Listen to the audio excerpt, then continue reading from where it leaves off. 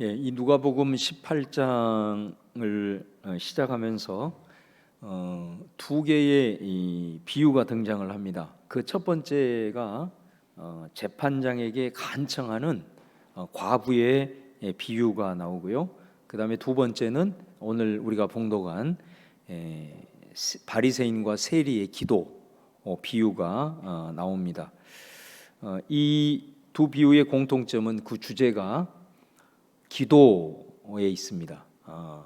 기도라는 공통점이 있는데 이제 차이점은 어떤 거냐면은 재판장에게 간청하는 이 과부의 기도는 기도의 양적인 측면을 강조합니다.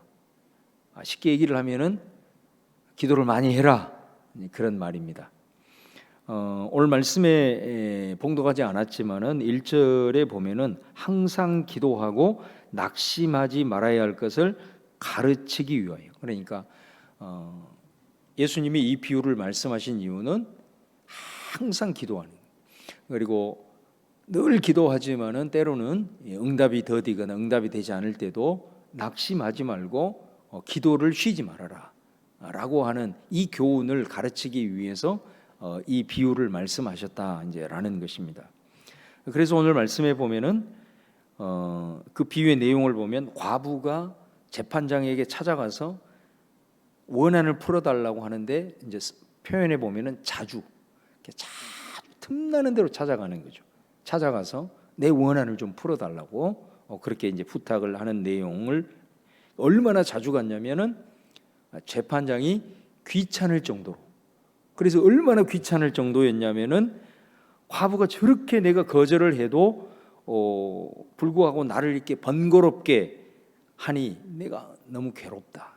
재판장이 이 권세를 가지고 있는 사람임에도 불구하고 과부가 얼마나 와서 그렇게 간청을 하는지 번거롭기까지 하다가 나중에는 이 재판장이 괴로워할 정도로, 그 정도로 와서 간구를 했다라는 것이죠.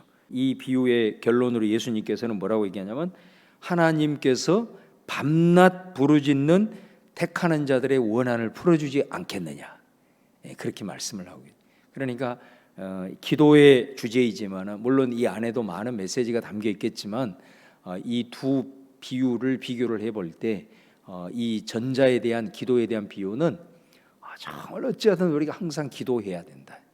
기도를 쉬지 말고 기도의 불을 끄지 않고, 비록 응답이 더디더라도 늘 하나님 앞에 낭망하지 말고 기도를 많이 해라 라는 것을 이제 강조하고 있는 내용이죠. 기도를 많이 한다라는 것은 어떤 의미가 있겠습니까? 사실은 기도의 양은 간절함과 비례합니다.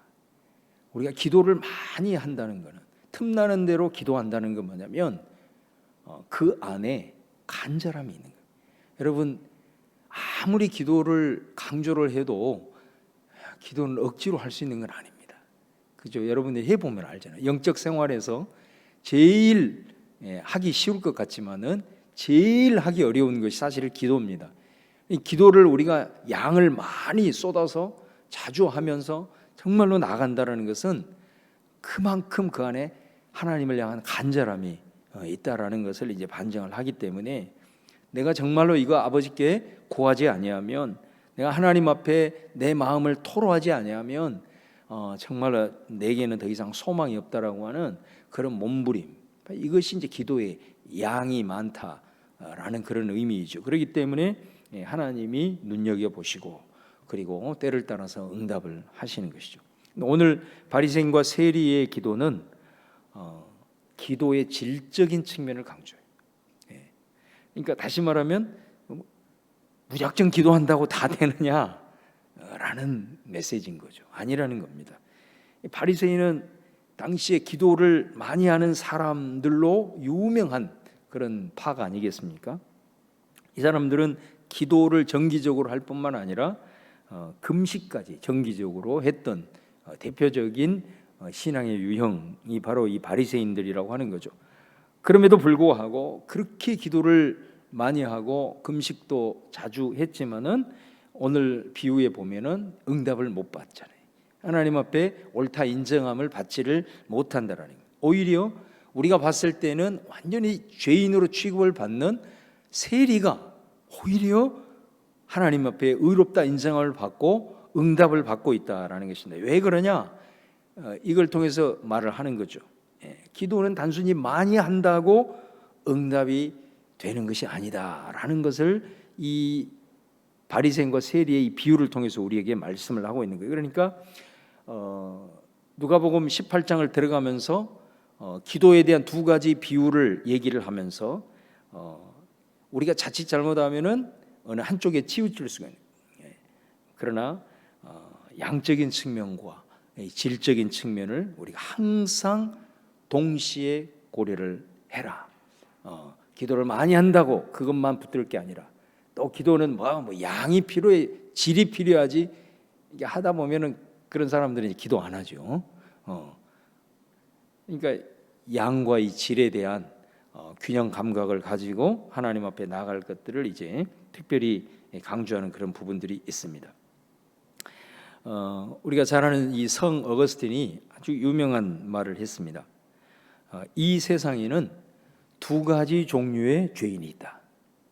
그 첫 번째는 자신이 죄인임을 아는 죄인이 있고, 또 하나는 죄인임을 모르는 죄인이 있다 그랬습니다.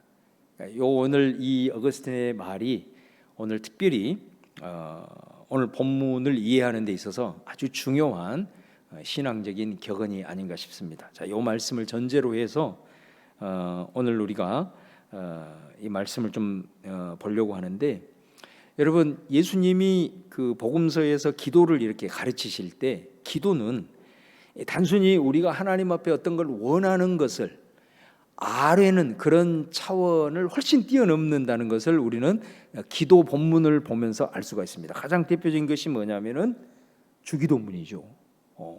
제자들이 주님 우리에게도 기도를 가르쳐 주세요 했을 때 그들에게 이제 기도를 가르쳐 준 게 이제 우리가 고백하는 주기도문 아니겠습니까?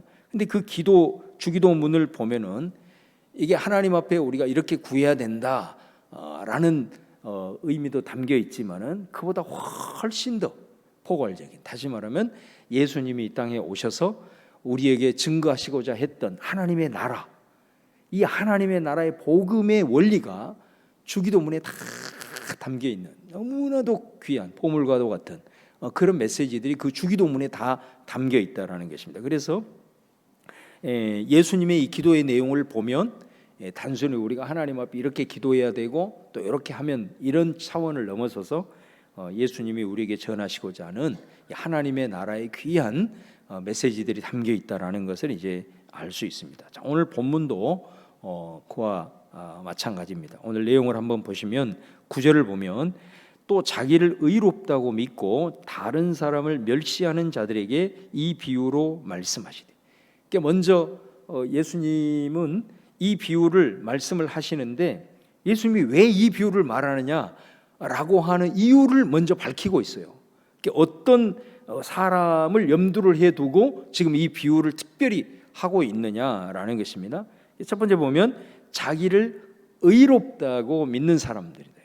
이런 사람들을 지금 염두를 해두고 예수님이 지금 이 말씀을 주시고 있다라는 게, 또 하나는 뭐냐면 다른 사람을 멸시하는 자들, 이런 사람들을 염두를 해두고 지금 예수님이 이 비유를 말씀하고 있다라는 거예요.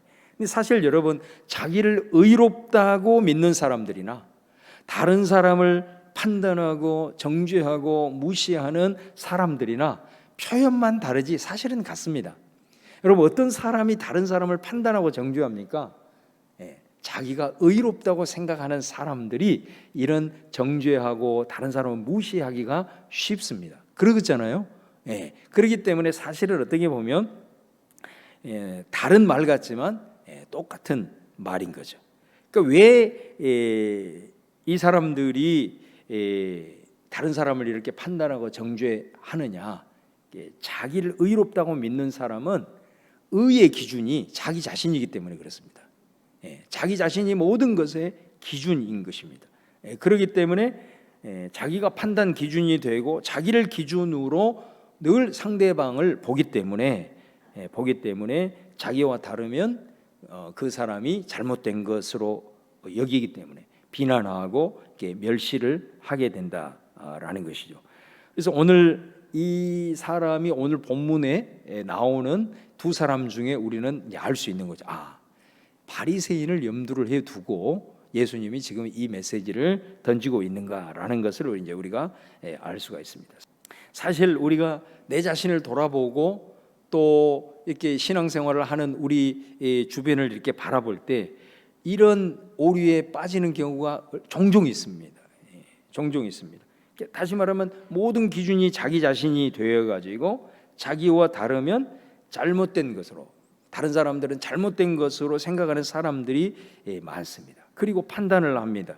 그러니까 우리가 늘 자주 들은 말이지만은 다른 것하고 틀린 것하고를 분별을 할 수 있어야 됩니다. 이 부분이 분별이 되기 위해서는 기준이 내 자신이 되어서는 안 된다라는 것입니다. 그런데 모든 것의 기준이 내 자신이 되는 순간부터 이제 다른 것과 틀린 것에 대한 분별력이 없어지고 이제 모든 보이는 것들이 다 틀리는 것으로 여겨지기 때문에 비판이 나오고 판단이 나오고 이제 정죄까지 이르게 된다라는 것입니다. 그래서 은연중에 우리가 이런 판단 또 이런 어떤 정죄하는 것들이 사실은 얼마나 이 바리새적인 것인가라는 것을 정말 적나라하게 드러내는 본문이 오늘 본문의 이제 비유라고 할 수가 있습니다. 자, 10절 말씀해 보시면 두 사람이 기도하러 성전에 올라가니 하나는 바리새인이요 하나는 세리라. 두 사람이 성전에 올라갑니다. 뭐하러 올라갔냐? 기도하러 올라가죠. 기도하러. 한 사람은 바리새인이고 다른 사람은 세리입니다. 그러니까 우리가 이제 이 바리새인이나 또 세리를 보면 우리가 가지고 있는 기본적인 이제 선입견이 있죠. 특별히 이 바리새인들 같은 경우는 당시에 그 유대인들에게 이 바리새인들은 상당히 존경을 받는 그런 사람들이었습니다. 그 당시에는 이게 시대가 굉장히 혼란한 시대입니다. 시대였기 때문에 그 당시의 시대적인 상황들을 대처하는 입장에 따라서 이렇게 몇 가지 파로 나뉘게 되었습니다. 물론 유대인들 모두가 다 이 파에 소속된 건 아닙니다. 성경에도 보면 무리라고 하는 무리라는 단어, 이게 이제 헬라어로 오클루스라는 단어거든요. 군중, 무리. 그러니까 이제 대다수의 이런 무리들이 있고 그 무리들 중에서 특별히 당시 시대적인 상황 속에서 이제 자신들의 어떤 신앙적인 성향 또 시대를 바라보는 그런 성향들에 따라서 이렇게 조금 파들이 몇 가지로 이제 구분이 되었는데 이제 그 첫 번째가 뭐냐면 사두개파죠. 사두개파. 그러니까 사두개파는 이 사두개라는 말 속에 다윗 때 제사장이었던 대제사장이었던 사독 후예들이죠. 그러니까 제사장 그룹이에요. 그러니까 이 사람들은 당시에 그 시대가 혼란스럽고 또 로마가 통치하고 있는 이런 시대 속에서 자신들이 그 제사장으로서 누리는 그 기득권이 있잖아요. 종교적인 어떤 기득권, 또 종교적뿐만 아니라 사회적인 모든 그런 기득권을 유지하기 위해서 이 사두개파 사람들은 굉장히 현실에 타협하는 그런 부류였습니다. 그래서 로마에 협조하면서 어찌하든 자신들의 기득권을 유지하려고 그렇기 때문에 율법에 대해서도 별로 엄격하지를 않습니다. 늘 이렇게 타협하기를 좋아했던 이런 사람들이 사두개파이죠. 그렇기 때문에 제사장 그룹임에도 불구하고 유대 백성들에게는 그렇게 존중을 받지 못한 그런 사람들이었습니다. 그 다음에 두 번째는 이제 에세네파라고 있는데 우리 성경에는 나와 있지 않지만 우리가 세례 요한이 바로 에세네파였을 것이다라고 이제 대부분의 학자들은 그렇게 주장을 합니다. 근데 에세네파 사람들은 어떤 생각을 갖고 있냐면 완전히 정반대입니다. 지금 이 시대는 완전히 지금 하나님이 이 나라를 떠났고 마귀가 지금 악마가 통치하는 그런 시대이기 때문에 우리는 저들과 절대로 함께 살 수 없다. 그리고 이 체제를 우리는 받아들일 수 없다라고 해서 은둔하는 것입니다. 광야, 깊은 동굴 속, 우리가 잘 아는 뭐 예를 들어 쿰난 동굴이라든가 뭐 이런 광야 깊은 곳으로 가가지고 은둔해서 그들만의 세상과 담을 쌓고 그들만의 신앙을 고수하면서 이렇게 살아가는 자들, 이런 이제 파들이 있었다. 그다음에 또 우리가 잘 아는 열심당파가 있었습니다. 열심당파. 그러니까 열심당파는 굉장히 이제 급진적인 사람들이에요.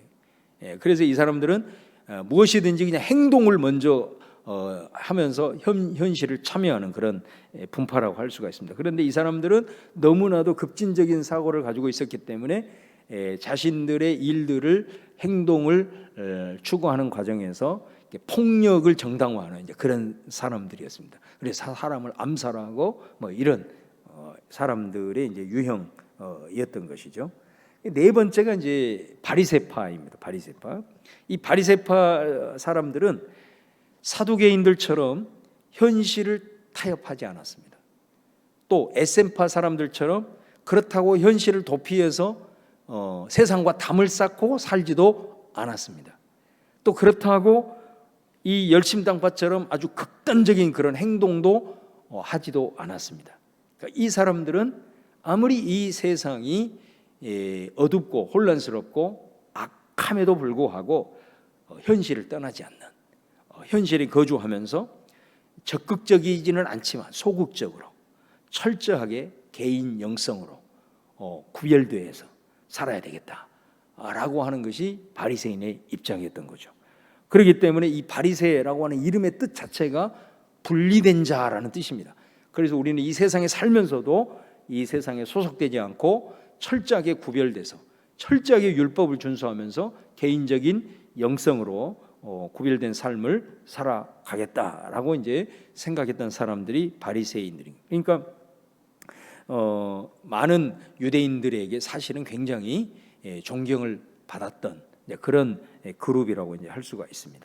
근데 이제 이 바리새인이 그런 그 당시의 유대인들에게 인정을 받고 있는 이 바리새인, 그 바리새인이 이제 11절에 가 보면 기도를 합니다. 바리새인은 서서 따로 기도하여 이르되 하나님이여 나는 다른 사람들 곧 토색 불의 간음을 하는 자들과 같지 아니하고 이 세리와도 같지 아니함을 감사하나이다. 따로 서서 기도했다. 그러니까 이런 표현들도 상당히 바리새적입니다. 왜냐하면 따로 섰다라는 것은 이 사람들은 율법에 철저하게 준행하는 사람들이기 때문에 자신들은 다른 사람들과는 뭔가 차원이 다르다라는 그런 자긍심을 가지고 있었습니다. 그러니까 여기에도 보면은 벌써 세리와 지금 같이 기도하러 올라가니 기도하는 사람들이 여러 사람들이 있겠죠. 근데 그 중에는 죄인들도 있을 수 있겠고 또 그 중에는 부정한 사람들도 홀이라도 있을 수 있다. 만약에 그런 사람들과 만약에 접촉이라도 하면 자기 자신이 부정하다고 생각을 했기 때문에 그들과는 접촉하지 않을 정도로 따로 서서 이제 기도하는 것입니다. 근데 이제 기도를 하는데 큰 소리로 이제 기도를 하는 거죠. 근데 이 사람의 기도의 내용을 들어보면은 처음에는 하나님이여 하고 이제 부른 다음 내용을 보면은 순전히 이제 자기의 자기 자랑을 이렇게 늘 늘어놓는 것입니다. 그래서 그 자기의를 드러내는 방식이 이 사람은 어떤 거냐면은 다른 사람과 비교를 하는 겁니다. 지금 이 사람이 하나님 앞에 기도를 하고 있는 거거든요. 하나님 앞에 기도를 하고 있는데 하나님 앞에 기도하면서 하나님 앞에 들으라고 또 많은 사람들한테 들으라고 하는 것인지 자꾸 다른 사람과 비교하는 겁니다. 나는 이런 사람들과 다릅니다. 나는 저 세리와고는 근본적으로 다릅니다 하면서 계속해서 이 비교를 하고 있다라는 것입니다. 또 12절에 보면은 나는 일에 2번씩 금식하고 소득의 11조를 드리나이다 하고, 그러니까 일주일에 2번을 금식한다 이 사람들은 2번을, 그리고 소득의 11조를 드린다. 그러니까 이거는 뭐냐면은 이 유대인들에게도 11조를 드리는 이 방법이 있습니다. 방법이 있고 원리가 나름대로 그들의 전통에 따라서 이제 하는 겁니다. 예를 들어서 시장에서 내가 무슨 물건을 샀다, 농산물을 샀다, 채소를 샀다. 그러면 이 채소에 대한 11조는 드리지를 않습니다. 왜냐하면 이미 이 채소를 생산한 농부가 이것에 대한 11조를 드렸다라고 하기 때문에 유대인의 규례를 보면은 그런 식으로 이렇게 드리지를 않아요. 그런데 이 바리새인들은 당시 기록에 보면은 이런 것 상관없이 모든 것의 11조를 다 드린 사람들이, 그 정도로 철저한 그런 사람들이었다라는 것입니다. 그런데 자기가 이렇게 다른 사람들과 이렇게 비교하면서 또 이렇게 자기 의를 막 하나님 앞에 기도하면서 늘어놓았는데, 결국은 이 사람이 성전을 떠나갈 때는 하나님으로부터 인정함을 못 받는, 하나님이 의롭다 인정을 하지 않는 이런 결과가 나오게 되었다라는 거예요. 그러면 도대체 이 사람이 의롭다함을 받지 못하는, 응답을 받지 못하는 그 이유가 도대체 뭘까? 이 사람에게는 어떤 문제가 있었을까? 방금 말씀드린 대로 바리새인들은 정말로 율법을 목숨처럼 지킨 사람이에요. 그래서 얼마나 율법에 대해서 철저했냐면, 그 계명 하나, 성경에 나와 있는 계명 하나를 지키기 위해서 이 사람들은 그 하나의 계명을 더 잘 지키기 위해서 그 계명을 어떻게 지켜야 될 것인가 하면서 소계명으로 계속해서 안식일 규례를 지키기 위해서 34가지의 구체적인 방법을 계명으로 만들어 가지고 지키는 거예요. 하루에 몇 걸음 이상은 가지 않는다, 이런 식으로 이렇게 철저하게 지켰던 사람들이 이제 바리새인이라는 것입니다. 그래서 많은 사람들이 이러한 바리새인들을 보고 의인이라고 인정을 했어요. 유대인들은 율법을 잘 지키는 사람을 의인이라고 인정을 했기 때문에. 그런데 하나님은 정작 이 사람들을 의인이라, 의롭다 인정을 안 했다라는 것입니다. 자, 이 부분이 아주 중요한 부분인 거죠. 여러분, 지금 예수님이 지금 이 비유를 말씀하고 계시잖아요. 예수님이 지금 이 땅에 오셨습니다. 예수님이 하나님의 나라의 복음을 가지고 오셨습니다.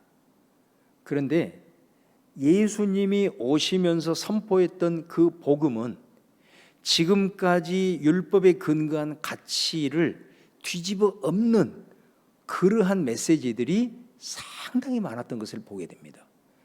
특별히 예수님은 자기 자신이 이 땅에 오신 이유에 대해서 우리 잘 아는 누가복음 19장 10절에 이렇게 말해요. 인자가 온 것은 잃어버린 자를 찾아 구원하려 함이니라, 이렇게 말씀합니다. 여기서 잃어버린 자가 누구예요? 가장 대표적인 자, 누가복음 15장에 보면 잃어버린 자의 비유가 나오잖아요. 예를 들어 탕자, 그러니까 아버지 곁을 떠난, 그래서 세상에서 방탕한 그 사람, 잃어버린 자죠. 근데 이 탕자가 아버지께 돌아오면서 뭐라고 아버지께 얘기를 하냐면, 나는 아버지와 하늘에 죄를 지은 자입니다. 그러니까 잃어버린 자의 가장 대표적인 사람은 누구냐면 죄인인 거예요. 죄인. 그런데 예수님은 그렇게 말씀하는 거예요. 나는 내가 왜 이 땅에 왔냐? 잃어버린 자를 찾기 위해서 왔다. 근데 그 잃어버린 자는 누구냐면 결국은 죄인이라는 거예요. 근데 그 마가복음 2장 17절에도 건강한 자에게는 의사가 쓸 때였고 병든 자에게라 했을 때이니라. 나는 의인을 부르러 온 게 아니라 죄인을 부르러 왔다, 이렇게 말씀해요. 그러니까 여러분, 예수님이 선포한 하나님의 나라가 복음인 이유는 뭐냐면 의인에게 관심이 있는 것이 아니라 죄인에게 관심을 갖고 있다라는 거예요. 여러분, 구약에 보면은 죄인은 취급도 받지 못합니다. 구약의 수많은 말씀들, 거기에 찬양의 고백들, 이런 것들을 보세요. 하나님은 의로운 자, 의인을 가까이 하시고 죄인을 멀리 하신다, 이런 고백들이 얼마나 많은지 몰라요. 그런데 예수님이 이 땅에 오셔가지고 이런 일반적으로 통용되었던 가치를 완전히 뒤집어 엎어버리는 거예요. 그 예수님은 어디에 관심이 있다는 거예요? 죄인에게 관심이 있다는 거예요. 그리고 죄인을 부르기 위해서 오셨다라고 예수님이 말씀을 하는 거예요. 그러니까 유대인들이 들었을 때는 이건 완전히 지금 가치가 완전히 뒤집어 엎어지는 그런 지금 말씀들을 지금 하고 있는 거거든요. 왜 예수님은 그러면은 죄인에게 관심이 있고 죄인을 부르러 왔을까요? 의인에게는 관심이 없을까요? 그게 아니에요. 예수님이 잃어버린 자, 죄인을 부르러 왔다라고 하는 것은 하나님 앞에서는 단 한 사람도 의인이 없기 때문에 그렇습니다. 바로 그것입니다. 의인에게 관심이 없는 게 아니라 아무리 율법을 완벽하게 지킨다 한들 하나님 앞에서는 모두가 다 죄인이기 때문에. 예. 그러기 때문에 예수님이 죄인을 부르러 왔다. 잃어버린 자를 찾으려고 내가 왔다라고 말씀을 하고 있는 것이죠. 그래서 사도 바울이 로마 3장에 얘기했던 것처럼 의인은 없나니 하나도 없다. 모든 사람이 죄를 범하여서 하나님의 영광에 이르지 못했다. 이것이 어떻게 보면 인간의 실존. 그러니까 이거를 예수님이 이 땅에 오셔서 깨우쳐 주는 거죠. 바리새인들은 그것도 모르고 사람들이 의롭다 하니까 자기가 기준이 되어가지고 이렇게 내가 율법을 지키면 의인이라고 생각을 한 거죠. 그래서 하나님 앞에 기도를 하면서도 자기가 떳떳하다고 의롭다라고 얘기를 할 정도가 돼버린 거죠. 근데 예수님은 그게 아니라는 거죠. 이 땅에 하나님 앞에서 의인은 한 사람도 없어요. 그래서 나는 그 잃어버린 죄인을 부르러 왔다라고 이제 얘기를 하고 있는 겁니다. 여러분, 하나님 앞에서 자기 자신이 의인이라고 얘기를 했을 때는 사실 이 사람에게는 하나님이 필요가 없습니다. 스스로 의롭다고 하는데 하나님이 어떻게 그를 의인이라고 칭할 필요가 있겠습니까? 자기 자신이 하나님 앞에서 의롭다 한 사람은 하나님이 필요가 없는 겁니다. 그렇기 때문에 오늘 이 바리새인이 자신이 하나님 앞에서 의를 주장했을 때 하나님은 의롭다 여기지 않은 거죠. 그 스스로가 하나님과 상관이 없는 자가 된다라는 것입니다. 그래서 14절에도 보면은 내가 너에게 이르노니 이에 저 바리새인이 아니고 이 사람이 의롭다. 여기서 이 사람은 세리를 가리키는 거잖아요. 그의 집으로 내려갔느니라. 무릇 자기를 높이는 자는 낮아지고 자기를 낮추는 자는 높아지리라. 여러분, 여기에서 자기를 낮추는 자는 높아지고 높이는 자는 낮아진다. 그러니까 하나님 앞에서 옳다 인정함을 받지 못하면 그 자체가 멸망이다라는 것을 말하는 겁니다. 여기서 하나님이 높이시고 낮추시는 것은 그 사람이 뭐 사회적인 신분이라든가 이런 사회적으로 높아진다는 그런 개념이 아니라 구원을 받느냐 멸망을 받느냐의 말씀을 얘기를 하고 있는 겁니다. 반면에 여러분, 세리를 한번 보세요. 세리는 하나님 앞에 의롭다 하심을 받았습니다. 바리새인과는 표면적으로 드러나는 것으로는 정반대의 모습이죠. 더러운 죄인이었고 사람들에게 굉장히 천대받는 사람이었지만은 그가 하나님으로부터 오히려 인정함을 받게 됐다. 왜 그런가? 객관적으로 보면은 바리새인이 훨씬 더 경건하고 더 낫고 하나님 더 사랑하는 것 같고 말씀에 더 순종하는 것 같고, 근데 이 세리는 완전히 버림받아 마땅한 사람이라고 인정을 받는 그런 상황이다라는 거예요. 왜 바리새인은 버림을 받고 세리는 의롭다 인정함을 받았느냐? 그거는 단 하나의 이유입니다. 그거는 뭐냐면 세리는 자신을 하나님 앞에 죄인이라고 얘기했다.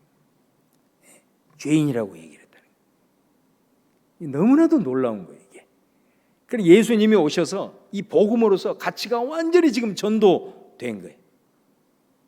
그런데 사실은 하나님 앞에서는 의인이 없는 이 상태에서 그 모든 죄인들을 예수님이 부르러 왔는데 여전히 이 하나님의 나라의 복음이 지금 예수님을 통해서 이 땅 가운데 뚫고 들어와서 수많은 말씀과 행위들을 통해서 이런 메시지들이 울려 퍼지고 있음에도 불구하고 바리새인이 여전히 이 가치가 전도된 이 메시지를 깨닫지 못하지만은 이 세리는 자기 자신을 죄인이라고 인정을 하고 있다는 거예요. 그래서 13절에 보시면 세리는 멀리서 감히 눈을 들어 하늘을 쳐다보지 못하고 가슴을 치며 이르되 하나님이여 불쌍히 여기소서 나는 죄인으로소이다.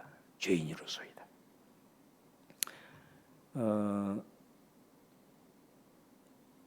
여러분, 이 죄인된 모습, 내가 죄인이다라고 하는 이 모습은 사실은 우리가 내가 죄를 짓고 있는 그 모습만을 가리키는 것이 아닙니다. 이게 내가 지금 죄를 짓고 있기 때문에 죄인이다. 이것도 물론 죄인이지만 여기서 말하는 이 죄인은 나는 하나님의 도움이 없이는 한순간도 살아갈 수 없는 한계를 가지고 있는 연약한 자입니다 라고 하는 그 고백이 죄인이라는 고백 속에 담겨 있는 겁니다. 그래서 내 자신이 죄인이라는 것을 철저하게 깨달을 때에 거기에서 비로소 진실된 기도가 나오는 것입니다. 그게 바로 이 바리새인과 세리의 기도를 통해서 기도의 질을 얘기를 할 때 바로 이겁니다. 내가 하나님, 나는 죄인입니다 라고 하는 것은 정말로 내 마음 뼛속부터 나는 죄를 짓고 사는 죄인이라는 그런 의미와 함께 또 하나는 나는 하나님이 없이는 단 한순간도 살 수 없는 한계를 가지고 있는 연약한 자입니다 라고 하는 고백입니다. 그 죄인이라는 고백 속에는 그 의미가 담겨 있는 겁니다. 여러분, 이런 고백을 가지고 있어야 내가 하나님 앞에 드리는 기도가 가장 진실한 기도가 되는 것입니다. 우리가 오늘 우리 아버지 하나님 앞에 기도하는 내 기도의 내용과 또 내가 신앙생활을 하고 있는 내 모습들을 한번 오늘 말씀을 통해서 면밀하게 한번 살펴볼 수 있기를 바랍니다. 여러분, 사실 내가 예수님을 영접하게 되면 성경은 뭐라고 얘기하냐면 우리가 의인이 되었다 그렇게 얘기를 합니다. 그죠? 의인이 됐다고 얘기합니다. 근데 내가 진짜 의로워서 의인이 된 것이 아니고 예수 그리스도라고 하는 그 의의 옷을 우리에게 입혀주셨다라고 얘기하잖아요. 사도 바울이 얘기했던 것처럼. 그래서 그 의의 옷으로 나를 덮어주시기 때문에 나를 덮어주신 예수 그리스도라는 그 의를 보시고 우리 하나님께서 나를 의인이라고 여겨주시는 거예요. 죄도 예수 그리스도의 보혈로 나를 덮어주시기 때문에 예수 그리스도의 그 의로 인하여서 나를 의인이라고 칭해 주는 것입니다. 그런데 여러분, 우리가 예수 그리스도라는 의의 옷을 입었다. 그러면은 내가 의로운 행동을 할 수 있을까요? 할 수 있습니다. 우리가 아주 일반적으로 생각을 할 때도 이 옷이라는 것은 상당히 우리에게는 중요합니다. 여러분, 예를 들어서 내가 양복을 딱 정장을 차려입고 말을 함부로 하나요? 말부터 조심해집니다. 행동 자세가 달라집니다. 근데 아무리 뭐 지식인이고 엘리트라 하더라도 예비군복만 입어놓으면 어떻게 됩니까? 아무데나 오줌 싸고 막 그렇게 됩니다. 그러니까 사실은 이 옷이 우리 인간에게 아주 중요합니다. 의의 옷은 입는 자마다 의인으로 변화시킬 수 있는 창조적인 능력이 있는 것입니다. 그래서 우리는 나는 예수님의 의의 옷을 힘입어 나는 의인인 동시에 나는 그럼에도 불구하고 여전히 죄인입니다. 이렇게 고백을 하는 겁니다. 그러니까 나의 의인됨은 다시 말하면 십자가를 통해서 하나님의 사랑의 결과고 오직 하나님의 은혜로 내가 의인 되었다는 거고, 죄인이라는 의미는 내가 주님이 기뻐하시는 어떤 행동을 하더라도 이거는 내 힘으로 하는 것이 아니라 오직 주님의 힘으로 가능한다라는 신앙 고백이고, 또 나는 하나님이 없이는 아무것도 할 수 없는 연약한 존재라는 것을 고백을 하는 거죠. 오직 내가 할 수 있는 것은, 그래서 여러분 우리가 기도할 때도 뭐라고 가르칩니까? 반드시 예수님의 이름으로 기도합니다. 이렇게 마지막 하는 이유가 그겁니다. 우리가 하나님 앞에 드리는 그 기도를 하는 가운데 그래, 하나님께서 내가 이런 헌신을 했기 때문에 또 내가 이런 일들을 했기 때문에 나의 어떤 그런 그 공로나 이런 것들을 통해서 내가 기도한 거 반드시 들어주실 거야가 아니라는 거죠. 그런 것으로는 하나님으로부터 기도를 응답받을 수 있는 가능성은 하나도 없다는 거예요. 오직 예수 그리스도를 힘입어서 그분이 나를 위해서 대신 중보하는 그분의 중보, 그분의 능력, 그분만을 의지해서 이 기도가 응답이 된다라고 하는 의미인 거죠.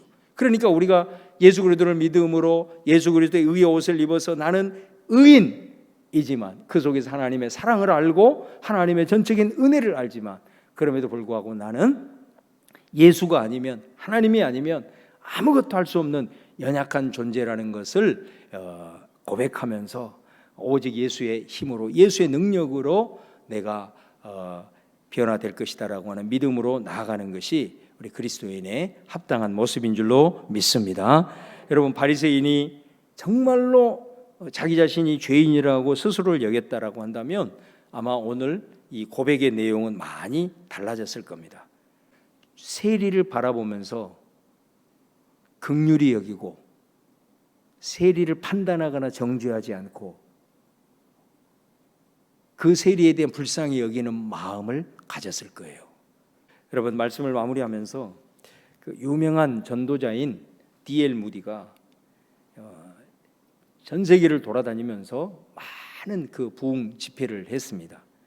근데 어느 미국 도시에서 집회를 하는데 그 지역의 언론들이 굉장히 중상모략을 하게 됩니다.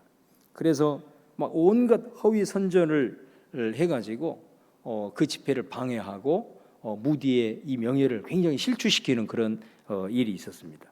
그래서 이 집회를 함께 기획하고 또 함께 섬기는 사람들이 이거 어떻게 처리해야 될 거냐 하면서 막 이제 의논을 하기 시작해요. 근데 정작 억울한 일을 당했던 무디는 그냥 방글방글 이렇게 웃고 있는 거예요. 그러니까 사람들이 물어봅니다. 아니, 선생님은 화가 나지 않으십니까? 사실이 아닌 것으로 지금 이렇게 비방을 당하고 있는데 저 사람들한테 할 말이 없습니까? 라고 얘기를 하자 무디가 이런 유명한 말을 남겼답니다. 내버려 두게. 저 사람들이 몰라서 그렇지 나는 신문에 난 것보다도 훨씬 더 악한 놈이거든. 그렇게 얘기를 했다는 거예요. 그날 밤 그 집회에서 무디가 늘 그렇듯이 십자가의 사랑, 우리 죄를 용서하시고 그분의 자비하심으로 은혜의 보좌 앞으로 인도하시는 하나님의 은혜에 대해서 설교를 했는데 그때 중상모략하면서 취재를 하러 왔던 그 사람들이 그 말씀을 통해서 다 무릎을 꿇고 회개하고 주님 앞에 나오는 놀라운 기적이 일어났다라는 것입니다. 여러분, 하나님 앞에서는 의인이 없다. 죄인된 모습으로 가장 진실하게 드린 이 세리의 기도의 모습이 바로 이 무디의 모습이 아닌가 싶습니다. 정말로 그가 자신의 죄인임을 이렇게 고백을 하면서 나아갈 때에 그 넉넉함으로 정말로 품으며 나아갔을 때 하나님께서 기도에 응답을 주신 것처럼 놀라운 영혼의 변화들의 역사들을 이루었던 것을 우리가 볼 수가 있습니다. 우리가 기도의 질적인 면을 오늘 말씀을 통해서 강조하면서 왜 우리의 기도가 응답이 되지 않고 있는가? 하나님 앞에서 우리의 의를 주장하기 때문이다. 그런데 그 의를 주장하는 것이 어떤 모습으로 나타나느냐? 내 기준으로 함부로 다른 사람을 판단하고 정죄하는 모습으로 나타나고 있다는 거죠. 아무리 기도해도 그 사람은 하나님 앞에 옳다 인정함을 받을 수 없다라고 얘기를 합니다. 사랑하는 여러분, 예수님은 의인을 부르러 오지 않았습니다. 죄인을 부르러 왔습니다. 사실은 우리 모두가 다 죄인입니다. 나도 죄인이고 너도 죄인이고 우리도 다 죄인입니다. 하나님 앞에서는 다 죄인이에요. 놀라운 것은 뭐냐면 예수님은 그런 우리를 부르러 왔다는 게 이게 복음인 거예요. 그런 죄인을 심판하기 위해서 온 게 아니고 그런 죄인들을 부르기 위해서 왔다는 것이 우리에게는 얼마나 소망이 되고 이것이 복음인지 모릅니다. 그러므로 우리는 더 이상 하나님 앞에 나아갈 때 의로운 척할 필요도 없는 거예요. 우리의 신앙생활 속에서 기도의 내용 가운데 다른 사람과 비교할 필요도 없는 거예요. 하나님 앞에 단독자로 서서 내 모습 이대로 받아주시는 하나님 앞에 진실되게 서 나갈 때에 바로 우리를 통해서 하나님께서 역사를 이루시는 오늘 마지막 말씀이에요. 제가 마지막 이 말씀 봉독을 마치겠습니다. 무릇 자기를 높이는 자는 낮아지고 자기를 낮추는 자는 높아지리라. 죄인된 고백을 가지고 하나님 앞에 진실되게 섰을 때에 하나님이 어떻게 우리들의 삶을 우리의 기도 가운데 역사하시는 것인지를 예수님은 이 마지막 한마디를 통해서 우리에게 말씀하고 있습니다. 할렐루야.